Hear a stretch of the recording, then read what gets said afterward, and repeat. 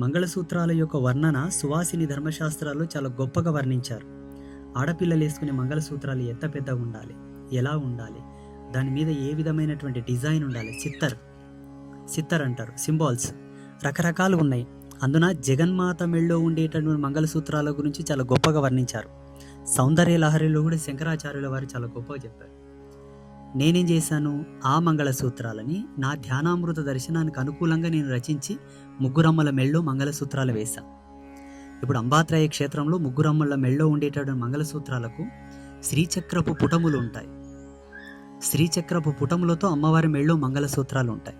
ఇలా అమ్మవారికి ముక్కు పుళ్ళలు పెడతారు. ముక్కు పుడకలు స్త్రీ యొక్క ధర్మంలో సహజ అలంకార ప్రాయుక్తమైనటువంటి ధర్మం. అమ్మవారికి విశేషమైన మంగళసూత్రాలు, విశేషమైన ముక్కు పుడకలు ఉంటాయి, విశేషమైన చెవితుద్దులు, కమ్మలు ఉంటాయి. మనమేం చేసాం, ఆ చెవి కమ్మ